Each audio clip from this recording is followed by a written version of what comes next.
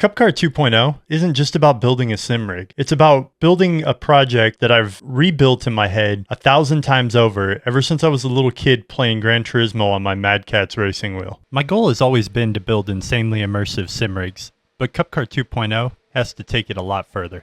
What's up, guys? This week's going to be a crazy week for Cupcar 2.0, and I didn't know if I was going to get another opportunity to give you guys an update, so I just wanted to put together a quick video and just tell you guys what's going on with the Cupcar 2.0 build. If you guys can hear a little background noise, I'm running the 3D printer right now. I'll tell you guys about that in a minute, but this is kind of the only opportunity I was going to get in front of the camera and just tell you guys all the exciting stuff that's going on right now and what my plans are for this week and what you guys can look forward to in the next video. If you guys missed my last video, I finally got a hold of a VR headset that I actually feel like works really well, and it might actually have me splitting a little bit of time with the triple screens. Still fully committed to the Cupcar 2.0 build, and I still think triple screens are the best way to go, but if you're looking for a VR headset, you guys should definitely check out this video. Now, you guys might remember earlier on in the series where I said I was going to be using two different racing wheels for this build. Well, one of those racing wheels has arrived. It's the Simline GT3R wheel. And for those of you that don't know, these are hand-built wheels from Poland. They are made to order. So when you order it, they have to build it, put it together. It takes a little bit of time.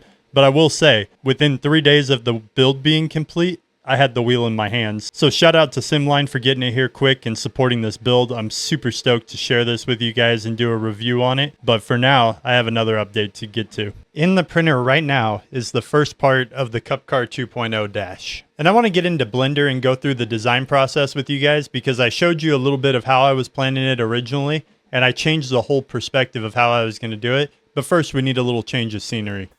Alright guys, so here we are at my makeshift studio, and if this wasn't what you guys were expecting, believe me, it's not what I wanted to do either.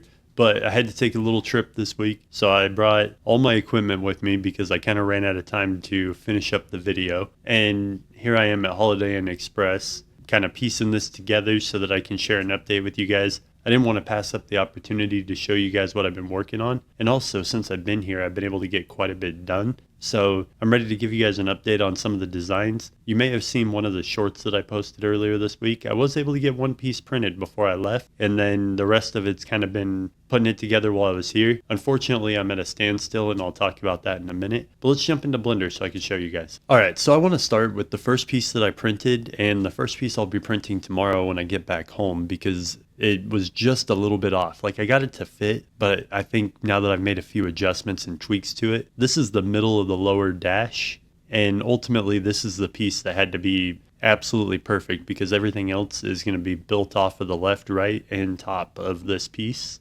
So let me show you guys what I did so that I could continue this design without having the sim rig here. Before I left, I went ahead and measured out all of the wheel deck, the uprights, all of the angles so that I would know exactly what angles it was at, and added in the wheelbase and of course the shaft extension. So now I have the actual sim rig in Blender basically, so I can build around it and be pretty confident that everything's going to match up, especially since I printed the first piece and was literally just a few millimeters off. I made a few adjustments. Basically the problem was right here where the mounting extrusion comes through.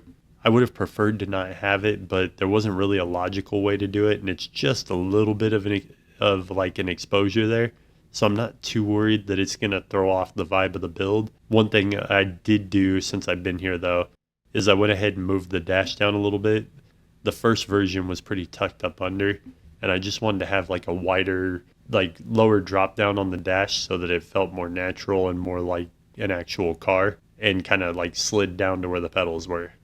Once I got that situated, I started working on the top part, and basically these are in like the absolute max size I can print. I can do a print that's 300 millimeters. I don't like to push it because I feel like the edges of the bed start to get a little bit wobbly and you don't get as good of clarity on the prints. So 290 was my stopping point, and that's basically like each piece I design has to be under 290 millimeters, and that's exactly where I ended up right here. So if you're familiar with the Cupcar dash build, then this should look pretty familiar. This will be like a black carbon fiber.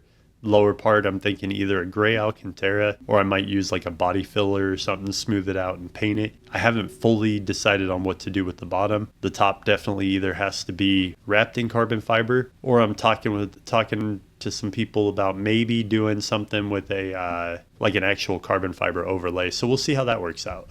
Now moving even deeper into the build, you guys can see a little bit more of the structure starting to come together. I've extended the dash to the left and the right. I don't know that this is going to be the exact measurements, but I wanted to start getting a really good idea of what I wanted this to look like as I progress through it. This will be a spot where the start button slides in. And for those of you that are going to question it, yes, the start button goes on the left side on the Cupcar. That's just the way it's built. So that will be accurate and hopefully look pretty good. Basically, my plan is to have like a plug that goes in there with the button in it. And hopefully it'll look a lot better than the last time I implemented it. And I think this will be a lot more realistic. What I'm not entirely sure on is, let's get the top up. Obviously my alignments may be off, so when I get home I'll be able to start measuring all this out. But I did come up with a plan for how the air vent was going to work this time, because I've always had a problem trying to get air through here because usually it interacts with the monitor and I can never get the plug right. In this case, I used the lower part of the dash and the upper part and kind of created a hole right in the middle of the two. So it puts the hole down lower and creates like a wind tunnel up to the air vent outlet. I'm hoping that'll work a lot better and won't have too much back pressure.